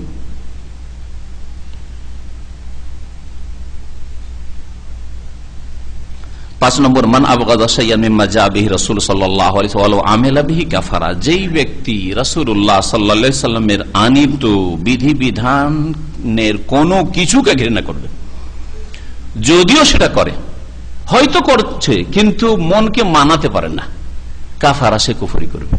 রাসূলুল্লাহ সাল্লাল্লাহু আলাইহি ওয়াসাল্লামের আনিত বিধানকে যদি ঘৃণা করে, আবগাজা, ঘৃণা করে, তাহলে চিন্তা করে রাসূলুল্লাহ সাল্লাল্লাহু আলাইহি ওয়াসাল্লাম বলছেন টাকনার নিচে, আমি হালকা 2-1টি উদাহরণ দিচ্ছি, এর চাইতে বড় বড় অপরাধ হলে তাহলে কি হইতে পারে চিন্তা করেন। রাসূলুল্লাহ সাল্লাল্লাহু আলাইহি ওয়াসাল্লাম নিয়ে এসেছেন যে টাকনার নিচে কাপড় গেলে জাহান্নামে যাবে, টাকনার নিচে কাপড় জাহান্নামে যাবে, এটা জেনেছে একজন মুসলিম ভাই, যার ফলে অফিসে সে ভালো ইসলামিক কাপড় পরে আসে টাকনার উপরে, তখন তার বস, তার মুদির বলছে, কি তুমি অভদ্র হয়েছো, কট্টরপন্থী হয়ে গেছো তুমি, হ্যাঁ, মৌলবাদী হয়ে গেছো তুমি। তার মানে এটাকে ঘৃণা করা হচ্ছে। রাসূলুল্লাহ যে লেবাস নিয়ে এসছেন, ফরজ লেবাস, এমন নয় যে এটা মানে সুন্নতি লেবাস, না, সুন্নতি না, ফরজ লেবাস, এটা যেটা টাকনার উপরে কাপড় হইতে হবে, এটা ফরজ। হ্যাঁ, এটা হওয়া, এইটা বলতে পারেন যে ঢিলা ঢালা সুন্নতি লেবাস, আমি শার্টও পড়তে পারি, আমার জন্য জায়েজ, কিন্তু টাকনা নিচে করা জায়েজ নাই। এত হালকা মনে করবেন যে শার্ট পরলে তো অপরাধ হয়ে যায়, প্যান্ট পরলে তো অপরাধ হয়ে যায়, হ্যাঁ, গাল দিয়ে দাঁড়িয়ে পেশাব করা, কিন্তু টাকনার নিচে গেলে জাহান্নামে যায়, এই কথাগুলি তো আমাদের দেশের ওয়াইজ আর আলেম ওলামা বক্তারা বলে না, যেটা ফরজ লেবাস। তাহলে আপনি যদি ঘৃণা করেন এইরকম কোনো কিছু, দাড়িকে ঘৃণা করে, আজকাল বড় দাড়ি দেখলে অনেকে তাকায়, মসজিদে অনেক সময় দেখি বারবার করে তাকাচ্ছে, কি আজব লোক এলো, বড় দাড়ি দেখলে তাকানো, বড় দাড়ি অত লোক খুঁজে পাওয়া যায় না। সুতরাং একটা দুটা যদি মসজিদে দেখে তো তাকিয়ে এলো কে, আবার কে তোর দাড়িওয়ালা? আমার জীবনে একটা ঘটনা ঘটছে, মজার ঘটনা। এমনও মানুষ আছে যে গোটা বংশে হয়তো দাড়ি নেই, এটা টের পেয়েছি। মদিনায় আমার প্রথম কালে কোন এক আমার পরিচিত ভাই, তার সাথে তার কফিলের বাসা যাই। কফিলের বাসা গিয়ে বসলে তার একটা 3-4 বছরের বাচ্চা আসছে, মেয়ে আসছে। আসার পরে আমার এই দাড়ি দেখার পরেই যেমন ভয় করে, আমাদের দেশের কেউ বিড়াল দেখলে, কেউ শিয়াল কুকুর দেখলে যেমন ভয় করে, দাদা বুঝতে পারছেন, একটা নতুন কিছু দেখলে ভয় করে, ওই রকম যেন ভয় করছে, ও ভয় করছে। তার মানে কি বুঝলাম, যে গোটা বংশকে বংশ দাড়ির কোনো চিহ্নই নেই, দাড়ি নেই। যদি এই ছেলে মেয়েটা দাড়ি জীবনে দেখে থাকতো তাহলে তাকে আজব কেন লাগবে? ওই রকমই যেমন ভারতে থানাকে থানা, ডিস্ট্রিক্টে ডিস্ট্রিক্ট বোরখা নাই এমন এলাকা আছে, বা এরকম বহু দেশ আছে। ওইসব এলাকায় আমরা দেখেছি বোরখা পরে আমাদের ফ্যামিলিদেরকে নিয়ে আসলে কয়েকবার এরকম দেখেছি, বোরখা নিয়ে আসছি তো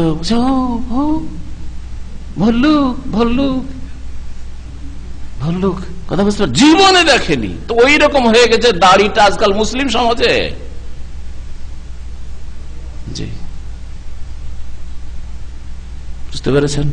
তাহলে কেউ যদি দাড়িকে ঘৃণা করে, এখানকার ঘটনা আমাদের দিনী ভাই দর্শে মাঝে মাঝে আসে, এখনো সে আছে দাঁড়িয়ে নিয়ে। প্রথম যুগে তার বস নিজে দাঁড়িয়ে রাখে, ছোট ছোট দাঁড়িয়ে রাখে। একটু বড় দাঁড়িয়ে রেখেছে, তার বলছে তুই দাঁড়িয়ে রাখতে পারবে না। কেন? তর্ক বিতর্কে বলছে আপনি যে রেখেছেন, বলছে আমি আর তুমি এক, আনা মুদির, হ্যাঁ ফিলিস্তিনি প্যালেস্টাইনি, আল্লাহর আযাব কেন আসবে না বলেন দেখি?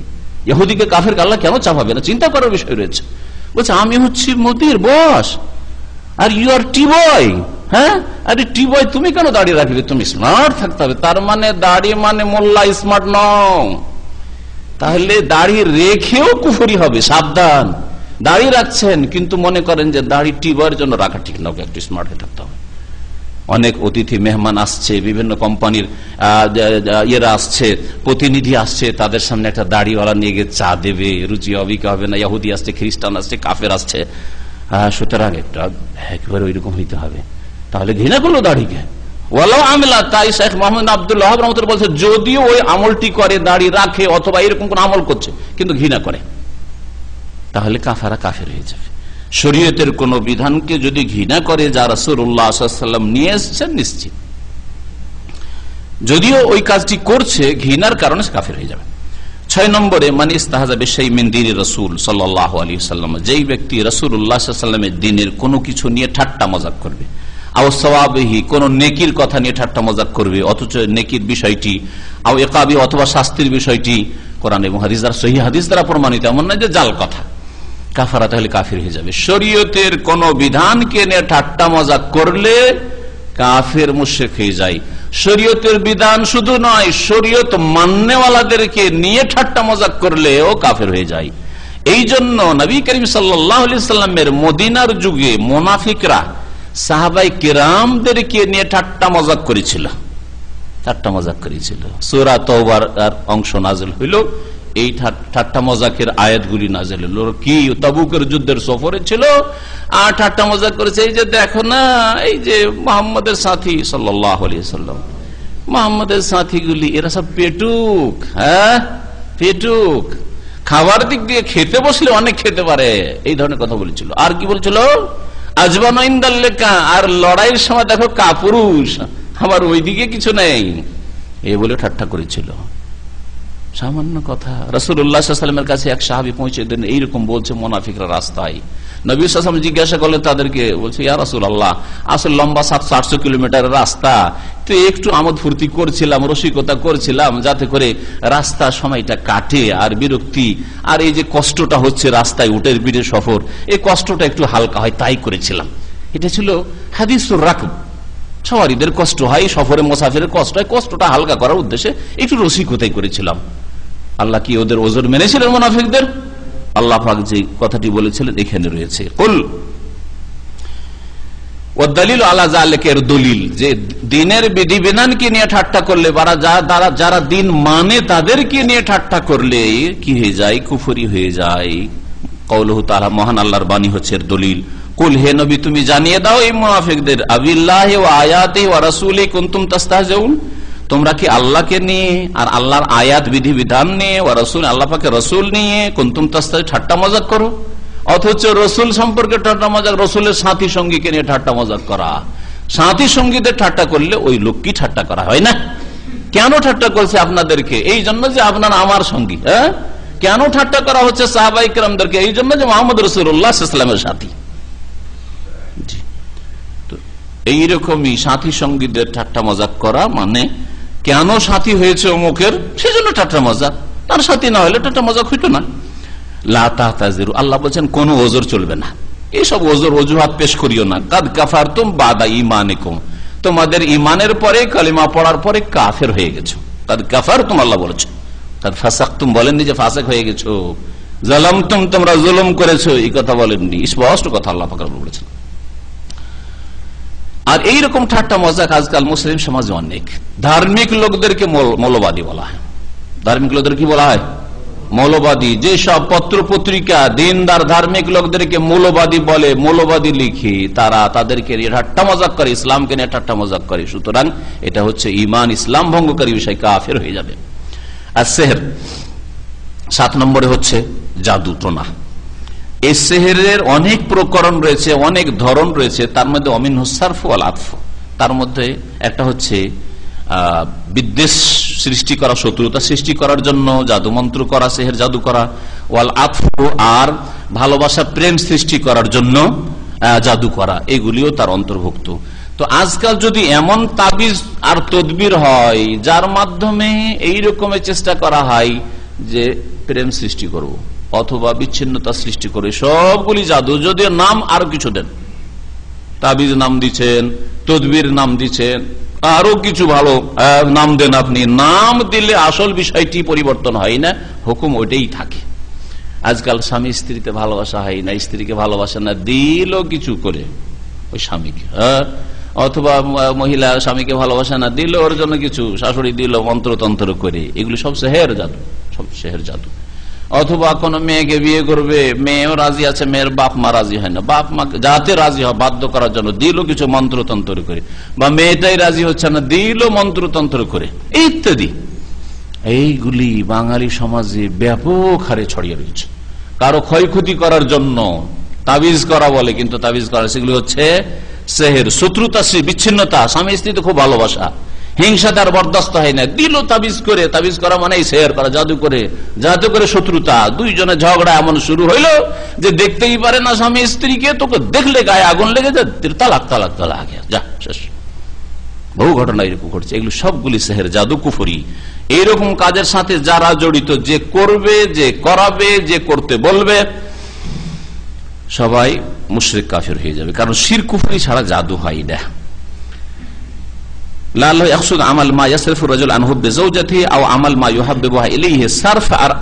এই দুটি ভাষার আমি ব্যাখ্যা করে দিচ্ছি। ওই ব্যাখ্যাটা লেখক বলছেন যে এ থেকে লেখকের উদ্দেশ্য, মানে শেখ মোহাম্মদ আব্দুল্লাহ রহমতুল্লাহ উদ্দেশ্য হচ্ছে যে এমন কিছু মন্ত্রতন্ত্র করা যা দিয়ে কোনো পুরুষ মানুষকে তার স্ত্রীর ভালোবাসা থেকে দূরে সরিয়ে দেওয়া, মানে বিচ্ছিন্নতা সৃষ্টি করা।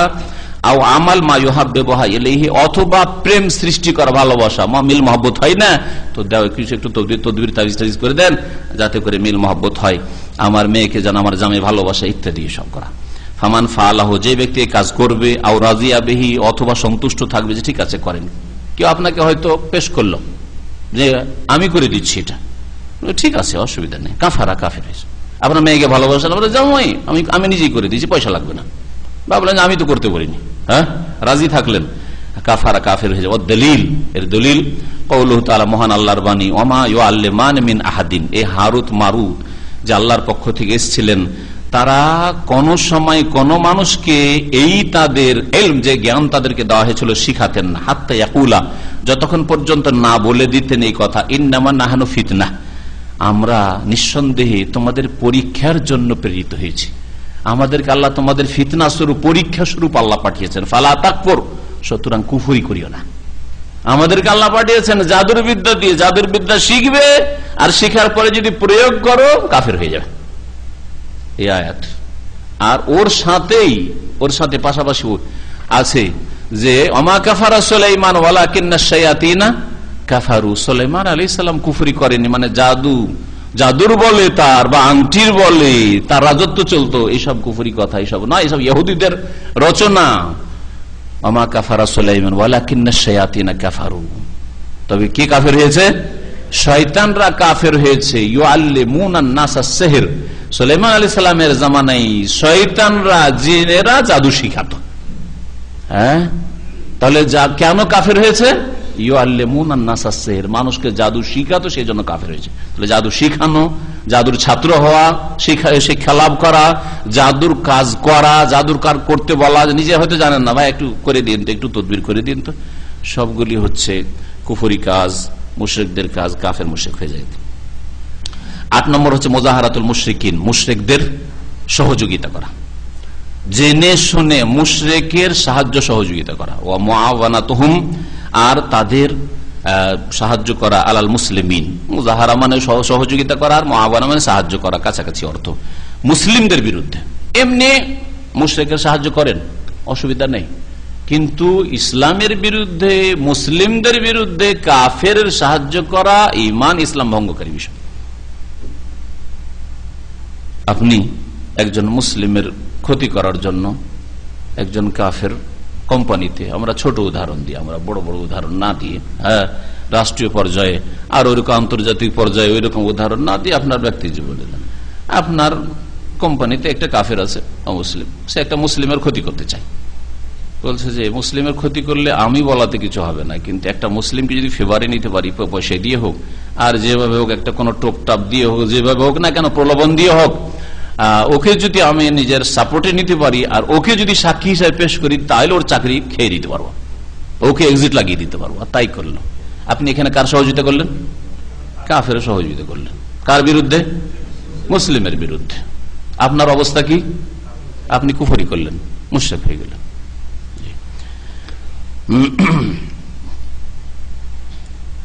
ও দলিল, এর দলিল যে কাফের মুশরিকের সাহায্য যদি ইসলাম বা মুসলিমের বিরুদ্ধে করেন, মুসলিমের ক্ষয়ক্ষতি করার জন্য কাফের যদি সাহায্য করেন, তাহলে কুফরি হয়ে যাবে। আল্লাহ বলেন ও দলিল কওলু, তার মহান আল্লাহর বাণী, ওয়া ইয়াতাওয়াল্লাহু মিনকুম, যারা তোমাদের মধ্য থেকে ওদের সাথে, ইহুদি খ্রিস্টানদের কথা তার আগে বলা হয়েছে, ইয়া আইয়ুহাল্লাযীনা আমানু লা তাত্তাখিযুল ইয়াহুদা ওয়ান নাসারা আউলিয়া, হে মুমিনরা, তোমরা ইহুদি খ্রিস্টানদেরকে, কাফের মুশরিকদেরকে বন্ধু হিসাবে গ্রহণ করিও না। তোমাদের মধ্যে যারা ওদের সাথে কি করবে?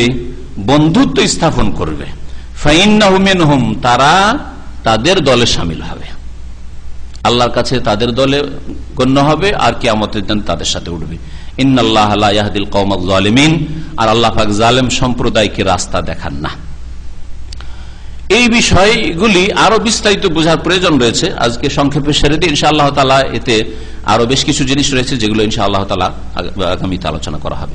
9 নম্বর, মানি তাকাদা, যে ব্যক্তি বিশ্বাস করে, আন্না বাদান নাস ইয়াসাহুল খুরুজ আন শরিয়তে মুহাম্মাদিন সাল্লাল্লাহু আলাইহি কামা ওয়াসিয়া আল খিজর আল খুরুজ আন শরিয়তে মুসা আলাইহিস সালাম, যে ব্যক্তি এই বিশ্বাস করে যে কিছু কিছু মানুষ আছে, স্পেশাল মানুষ, তারা নেক লোক, ওলি আউলিয়া, যাদের জন্য মুহাম্মদ সাল্লাল্লাহু আলাইহি সাল্লামের শরীয়ত বিরোধী কাজ করা বা শরীয়তের বহির্ভূত কাজ করা বৈধ, তাদের জন্য জায়েজ, তাদের উপর নামাজ ফরজ নাই, হ্যাঁ, তাদের জন্য জেনা ব্যভিচারটা অসুবিধা নেই, তাদের জন্য বৈধ, হ্যাঁ, তারা যা কিছু বলুক, ইসলাম বিরোধী, কোরআন বিরোধী, হাদিস বিরোধী বললেও মানতে হবে, কারণ তারা এমন নজরে দেখে যে নজর তোমার নাই, হ্যাঁ, তারা কাশফের মাধ্যমে এমন কিছু জানে যা তুমি জানতে পারো না, হ্যাঁ, তারা সরাসরি আল্লাহর সাথে কথা বলে, তাদের ওহী লাগে না।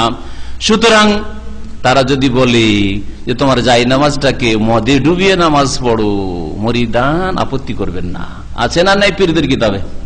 এটা কি ঈমান ভঙ্গকারী বিষয়? শরীয়ত বিরোধী কাজ করা কিছু কিছু লোকের জন্য জায়েজ, যেমন কামা ওয়াসিয়াল খিজর আল খুরুজ আন শরিয়তে মুসা আলাইহিস সালাম, যেমন মুসা আলাইহিস সালামের শরীয়তের বাইরে খিজরের যাওয়া বৈধ ছিল। মুসা আলাইহিস সালামের শরীয়তে মানুষ খুন করা হারাম ছিল, কিন্তু খিজর করলেন। মুসা আলাইহিস সালামের শরীয়তে কারো ভালো জিনিস নষ্ট করা, কারো বাড়ি ভাঙচুর করবেন, অথবা কারো একটা নৌকা আছে, কারো একটা কার আছে, আর ভেঙে দিবেন, নষ্ট করে দিবেন, খামখুটা করে দিবেন, এটা জায়েজ নাই মুসার শরীয়তে। কিন্তু খিজর কি করলেন? নতুন নৌকাটাকে ভেঙে দিলেন, হ্যাঁ, ছিদ্র করে দিলেন, ফুটো করে দিলেন। আর হ্যাঁ, ওই সন্তানের মাথা খুন করা বললাম, আর একটা করেছে একটু উপকার করেছিল, ওইটা এমন অপরাধ ছিল না। যাই হোক, জি হ্যাঁ, তো বলছি না মুসা আলাইহিস সালামের শরীয়ত যেমন মানেনি খেজের, তারপরেও খেজের ভালো মানুষ, নেক মানুষ, নিঃসন্দেহে আমাদের কাছে সবারই কাছে, তাই না? তো ওই রকমই আল্লাহর ওলিরা যদি মোহাম্মদ সাল্লাল্লাহু আলাইহি ওয়াসাল্লামের শরীয়ত নাও মানে, নামাজ নাও পড়ে, তবু আল্লাহর ওলি। বুঝতে পেরেছেন কি শয়তানি কথা? এইরকম কেউ এতেকাদ যদি রাখে ফাহুয়া কাফের, সে কাফের। যে কিছু কিছু ওলিয়া আউলিয়া আছে তাদের জন্য নামাজ রোজা লাগে না, ওর আল্লাহ পর্যন্ত পৌঁছে গেছে। যারা ফানা ফিল্লা হয়ে গেছে, নামাজ রোজা কিসের জন্য? Training course. এটা কোর্স আল্লাহ পর্যন্ত পৌঁছার ওসিলা। যখন অলরেডি ওখানে পৌঁছে গিয়ে ফানা হয়ে গেছে, ফানা ফিল্লা হয়ে গেছে, প্রথম স্তরে ফানাফি শেখ হয়েছে, পীরে লয় বিলীন হয়েছে, আর তারপরে ফানাফির রসুল হয়েছে, তারপরে ফানাফিল্লা হয়ে গেছে। 3 স্তরের কথা আছে না নেই পীরদের কিতাবে? পড়েছেন? আমার আলোচনা তো আছে, শুনবেন ভালো করে। তো আল্লাহ যখন ফানা মানে নিজে একাকার হয়ে গেছে, তো পৌঁছে গেছি গন্তব্যস্থানে, আবার নামাজ রোজা কিসের জন্য? আরে ভাই, আমার গাড়ি লাগবে অথবা ফ্লাইটের টিকিট লাগবে, যতক্ষণ পর্যন্ত আমি জেদ্দা বা মক্কা পৌঁছতে পারিনি। আর মক্কা পৌঁছে যাওয়ার পরে আবার বাস কেন তলাশ করবো?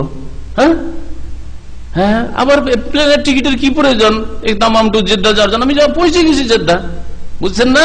বলছে ওলিয়ারা তো ফানাফিল্লাহ আল্লাহ পর্যন্ত পৌঁছেই গেছে। এইটা সুফিবাদ শিখিয়েছে, সুফিবাদের ফসল এগুলি, সুফিবাদের বরকত এগুলি, আর এই সুফিবাদের নাম ইসলাম দিয়েছে এই বিদাতিরা।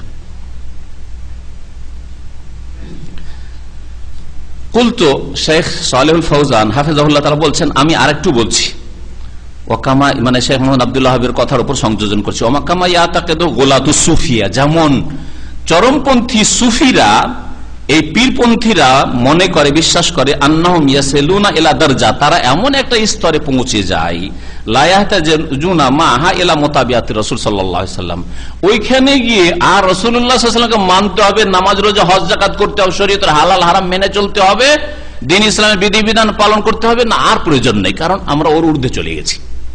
এটা কার আকীদা? সুফিদের, চরমপন্থী সুফিদের আকীদা। আর সুফি পীরদের কিতাবাদিতে এসব কথা আছে, আপনারা ভালো করে জানেন, আর না হলে দেখে নেবেন যারা জানেন না। 10 নম্বর যাতে ইমান নষ্ট হয়, আল ইরাদ আন দীনিল্লাহ, আল্লাহর দিন থেকে ফিরে যাওয়া। আল্লাহর দিন থেকে এমন ফিরলেন, এই ফিরা নয় যে আমি ঘোষণা করলাম আমি আল্লাহর দিন মানি না, ওটা হয়েই গেল স্পষ্ট না। কিরকম? লা ইয়াতাআল্লামুহু, 50-60 বছর বয়স পেলেন, দিন ইসলামের কিছুই শিখলেন না, নামাজও শিখলেন না, রোজাও শিখলেন না, হজও শিখলেন না, কালিমাও শিখলেন না, ইসলামের হালাল হারামও শিখলেন না, লা ইয়াতাআল্লামু শিখলেন না, ওয়ালা ইয়ামালু বিহি, জীবনে আমলও করলেন না। জীবনে কখন আপনাকে দেখা গেল না যে মসজিদে এসে নামাজ পড়েন, আল্লাহর কাছে দোয়া করেন? কখনো না।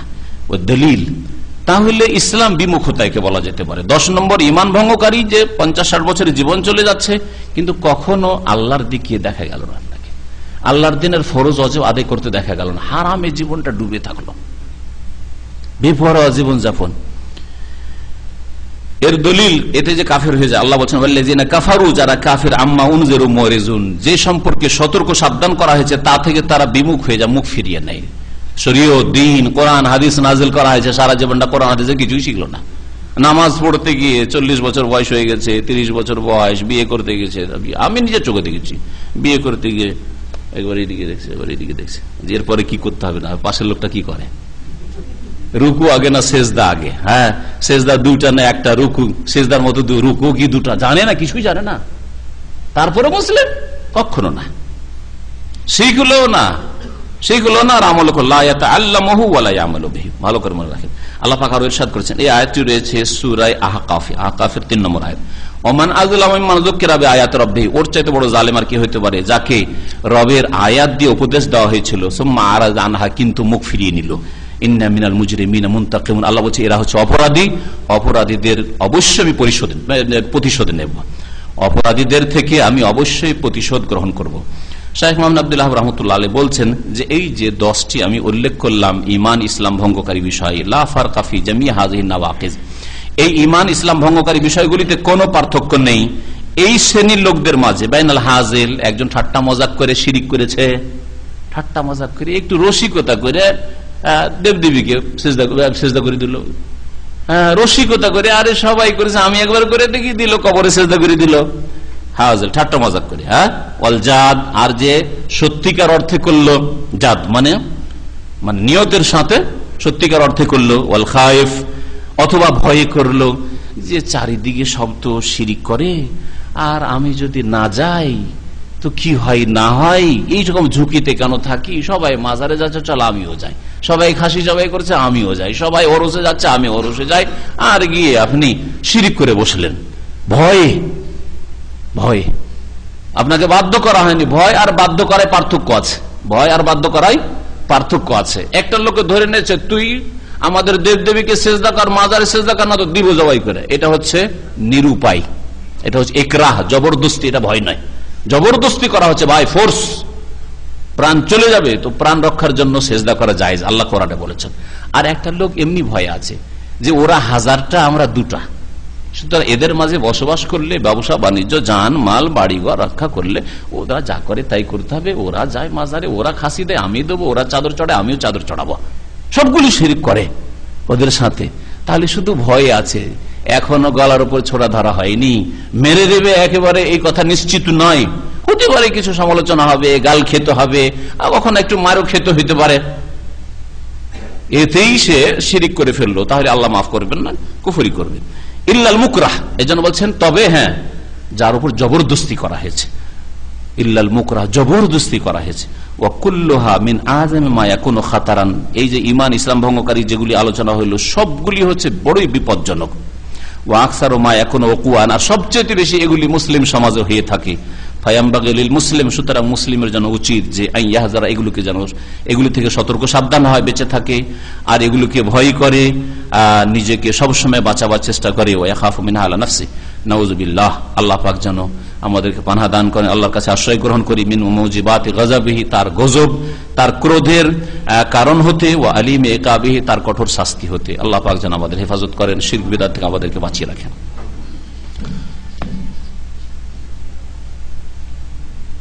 কথা লম্বা হয়েছে, কত বাজলো, কয়টা শুরু করেছি, বেশি তো হয়নি, 45 মিনিট।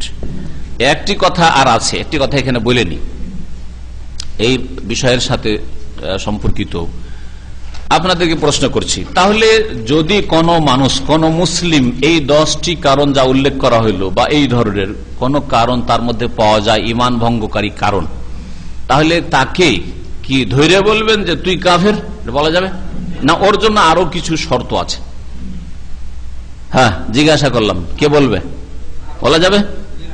একটা লোককে দেখলাম যে কবরে সেজদা করলো, হ্যাঁ, মাজার সেজদা করলো, হ্যাঁ, বলে দেবো যে তাহলে তুই কাফের। এটা একটা, যে একটা লোককে দেখলাম, বিশেষ লোককে, আর বিশেষ লোক সম্পর্কে বললেন আনতা কাফের, তুই কাফের, তুই মুশরিক, এটা একটা কথা। আর একটা হচ্ছে সাধারণ কথা, যে যারা আল্লাহ ছাড়া অন্যকে সেজদা করে তারা কাফের মুশরিক। দুটোই বলা যাবে না? দুটোই বলা যাবে না, না একটা বলা যাবে আর একটা বলা যাবে না? আম ভাবে, সাধারণ ভাবে যেই ব্যক্তি এই অন্যায়গুলি করে সে কাফের মুশরিক হয়ে যায়, এটা বলা যাবে। কোরআনে কারীমে এরকম বহু আয়াত আছে, তাই না? রাসূলুল্লাহ সাল্লাল্লাহু আলাইহি ওয়াসাল্লাম এরকম বহু হাদিস রয়েছে, কুফরি বা শিরকের ক্ষেত্রে আর লানতের ক্ষেত্রে। যেই ব্যক্তি চুরি করে আল্লাহ লানত হয়, নবী সাল্লাল্লাহু আলাইহি ওয়াসাল্লাম বলেছেন লান আল্লাহু সারিক, চোরের উপর আল্লাহ লানত হোক। হ্যাঁ হ্যাঁ, এইরকম বহু পাপ বা পাপীর ক্ষেত্রে নবী করিম সাল্লাল্লাহু আলাইহি ওয়াসাল্লাম লানতের কথা বলেছেন আম ভাবে। কিন্তু তুই চুরি করেছিস, তোর উপর লানত হোক, এটা বলা চলবে না? চলবে না। ওর জন্য কিছু আরো শর্ত আছে, চলবে না এমনিতে। তো বলছিলাম যে এই কুফরির ক্ষেত্রে এই ঈমান ভঙ্গকারী বিষয়গুলিকে সাধারণভাবে পড়ে নিয়ে এক শ্রেণীর অল্প বিদ্যাওয়ালারা বাড়াবাড়ি করেছে, ঢালাহারে এই অমুসলিমদের সাহায্য করেছে মুসলিমদের বিরুদ্ধে, সুতরাং কাফের হয়ে গেছে। আম কথা একটা, যে যেই ব্যক্তি ইসলামের বিরুদ্ধে, মুসলিমের বিরুদ্ধে, অমুসলিমকে সাহায্য, কাফেরকে সাহায্য করবে সে কাফের হবে। কিন্তু তুমি বা অমুক ব্যক্তি নাম ধরে ইসলাম মুসলিমদের বিরুদ্ধে কাফেরকে সাহায্য করেছে, সেজন্য সে কাফের হয়ে গেছে, এটা বলা যাবে না। এর জন্য আরো কিছু শর্ত আছে, শর্ত আছে।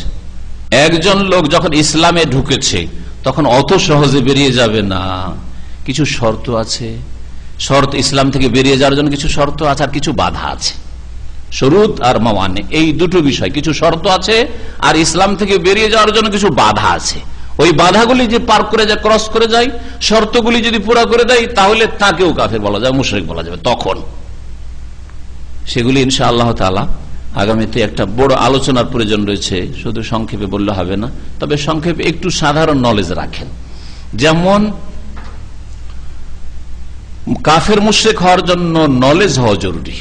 ওই সম্পর্কে তার নলেজ ছিল কিনা, ও কি জানতো যে এটা শিরক কিনা, জানতো যে অমুসলিমকে মুসলিমদের বিরুদ্ধে সাহায্য করলে কাফের হয়ে যায় মানুষ, এটা এই মাসলাটা জানতো কি জানতো না? যদি জানতো, জানার পরে করেছে, তাহলে তখন বলা যাবে হ্যাঁ শর্ত পুরা করে দিয়েছে। জানতো তারপরে করেছে, বুঝছেন না? একটা হচ্ছে ইলম, তারপরে আরেকটা হচ্ছে স্বাধীনভাবে করেছে না তাকে বাধ্য করা হয়েছে। যেমন এখানে জবরদস্তির কথা বললো, স্বাধীনভাবে করেছে না তাকে বলা হয়েছে তোকে সাহায্য করতে হবে, না হলে তোর রাখবো না, তোকে জবরদস্তি করা হয়েছে। আজকাল মুসলিম অনেক শাসকই বাইরের বড় বড় কুফরি শক্তিগুলির চাপের মুখে মনে করে যে আমরা নিরুপায়, আমরা মজবুর, এরকম মনে করে। সেই ক্ষেত্রে আপনাকে একটু চিন্তা করে হুকুম লাগাতে ঢাড়া হারে।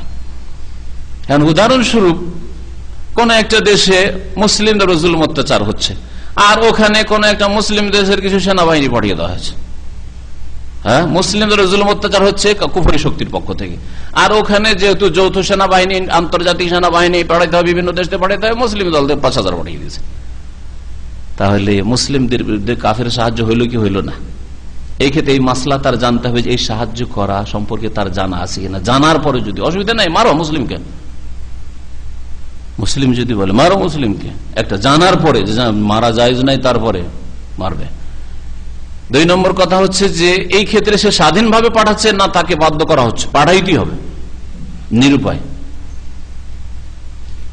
যদিও হয়তো সাধারণত নিরুপায় মনে করছে কি জন্য, যে আমার গদি থাকবে না হয়তো, অথবা যে আন্তর্জাতিক লোনগুলি পাই, কর্জাগুলি পাই, সেগুলি পাবো না, অথবা যে এগুলি পাই, অনুদান দান পাই, হ্যাঁ, ফকিরের ভিক্ষা পাই, সেগুলি পাবো না, বিভিন্ন বিষয় রয়েছে, তো ইত্যাদি ইত্যাদি।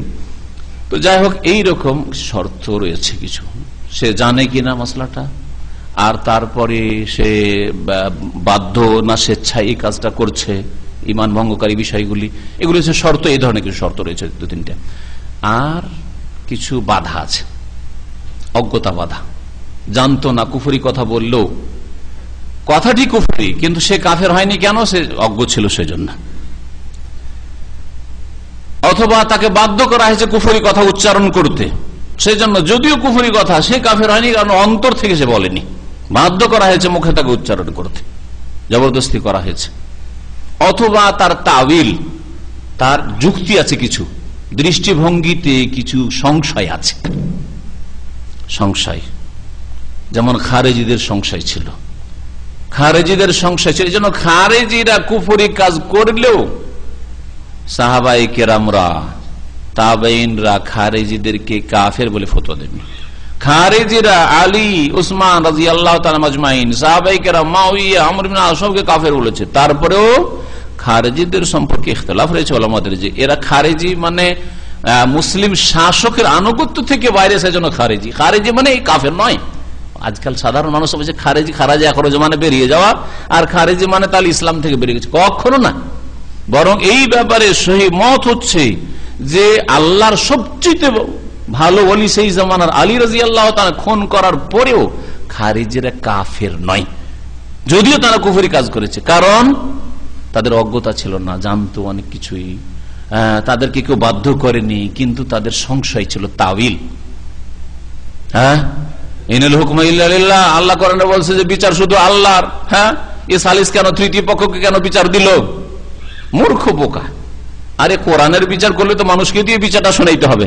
হ্যাঁ, তৃতীয় পক্ষে দুইজনের ঝগড়া হয়েছে, তৃতীয় একজন লোক না আসলে কি করে মিটাবে? তো এটা তো ওই মানুষকে বিচারক মানলাম না, আল্লাহর বিধান দিয়ে আপনি বিচারটা করেন আমাদের দুইজনের মাঝে, ঠিক না? তো এই যে সংশয় ছিল, যার ফলে খারেজিরা মুসলিম শাসক খলিফা রাশেদের আনুগত্য থেকে বেরিয়ে যাওয়ার কারণে গুনাহগার, পাপিষ্ট, জালেম, খুনি, হ্যাঁ, অনেক কুফরি কথাও তাদের ধারণাও ছিল, মুসলিমদেরকে কাফের মনে করা, আল্লাহর নেক বান্দা সাহাবায়ে কেরামদেরকে কাফের মনে করা, কিন্তু তারপরও তারা কাফের নয়। বুঝতে পেরেছেন? তো এই জন্য ঢালাহারি কখনো মুসলিম শাসকদের বিরুদ্ধে এত সোচ্চার হয়ে আবেগে কাফের বলবেন না। হ্যাঁ, তারপরে মুসলিম শাসকদের যারা মানবরচিত বিধান দিয়ে দেশ পরিচালনা করছে তাদের ক্ষেত্রে ঢালাহারে কাফের বলে দিবেন না। যারা এরকম করে তারা কুফরি করে, কিন্তু ওইটা কি আমাদের দেশে ফিট হবে? আমাদের দেশের নেতাগুলোর উপরে ফিট হবে? যখন ফিট করতে যাবেন তখন তাদের অবস্থাটা ভালো করে স্টাডি করতে হবে, যারা কোন অবস্থায় আছে, নলেজ আছে কিনা, তারা কি বাধ্য না জেনে শুনে এই ইসলাম বিরোধী কাজগুলি করছে, কুফরি কাজগুলি করছে, ইত্যাদি ইত্যাদি এসব জানার প্রয়োজন রয়েছে। সুতরাং জবানটাকে একটু কন্ট্রোল রাখবেন। একজন কাফের সম্পর্কে যদি নীরব থাকেন তো আল্লাহ বলবেন না যে তুই মুখ কেন খুলিসনি, কাফের কেন বলিসনি। কিন্তু একজন কাফের নয়, হয়তো ফাঁসে, তাকে কাফের সার্টিফিকেট দিয়েছেন, আল্লাহ বলবে তোকে এই সার্টিফিকেট দিতে কে বললো, তুই জানিস? হ্যাঁ, তার অবস্থাটা ভালো করে স্টাডি করেছিলি, তার ভিতরের খবর জানতি? কথা বুঝতে পেরেছেন? এই জন্য জবানটাকে সবসময় কন্ট্রোল রাখার চেষ্টা করবেন। আল্লাহু আ'লাম, সাল্লাল্লাহু আলা নবিয়িনা মুহাম্মদ ওয়া আলা আলিহি ওয়া সাহবিহি আজমাইন।